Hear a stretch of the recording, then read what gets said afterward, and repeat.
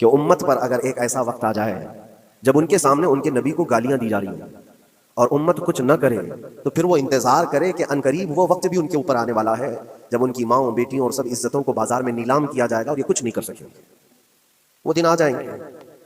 Basic وجہ وہاں سے شروع ہوئی کہ لوگ اپنے عیش و عشرت میں کچھ کمی نہ کر سکے، بارگاہ مصطفیٰ صلی اللہ علیہ وسلم کی گستاخیاں کھلے عام ہوتی رہیں، اور اس پر ہم لوگ جس طرح کے حالات دیکھتے رہے۔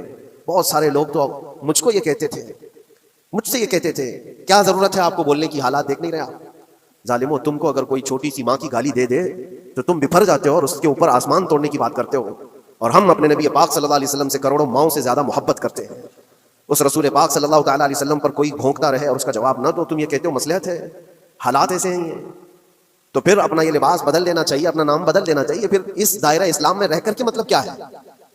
اسی لیے اقبال نے 100 سال پہلے ایک مزاج دیا تھا، ایمان ہے کیا چیز، اسلام ہے کیا چیز؟ تم کیا سمجھتے ہو داڑھی ٹوپی اور جبے کبے کا نام اسلام ہے؟ اسلام کیا ہے؟ اقبال نے کہا تھا کہ بارگاہ مصطفیٰ صلی اللہ تعالیٰ علیہ وسلم کے قدموں تک اپنے آپ کو پہنچا دو، یہی دین ہے، یہی دین ہے۔ گربھ او نہ رسیدی تمام ابو لہبیس، اور اگر تم وہاں تک نہیں پہنچ سکے تو زندگی ابو لہب کی طرح۔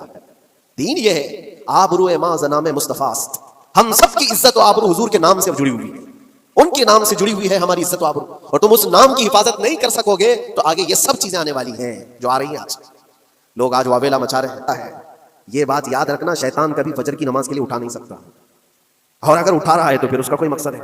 شیطان اور نماز، آج سکتہ ان کے پاس ہے، طاقت ان کے پاس ہے، حکومت ان کے پاس ہے، ڈپارٹمنٹ ان کے پاس ہے، سب کچھ جوڈیشری، ہر چیز ان کے پاس ہو، وہ کیا کر رہے ہیں اس سے مجھے مطلب نہیں۔ میں آپ سے یہ پوچھنا چاہتا ہوں، مجھے رہزنوں سے غرض نہیں، تیری رہبری کا سوال ہے۔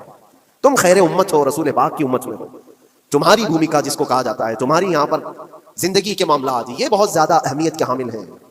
تم کیسے بن سکتے ہو آج؟ اسی لیے قرآن پاک کی آیت میں نے شروع میں تلاوت کی، رب ذوالجلال فرماتا ہے ان اللہ لا یغیر ما بقوم حتی یغیروا ما بانفسہم، بے شک اللہ تعالیٰ اس وقت تک کسی قوم کی حالت نہیں بدلتا جب تک وہ قوم خود اپنی حالت بدلنے کی کوشش نہیں کرتی۔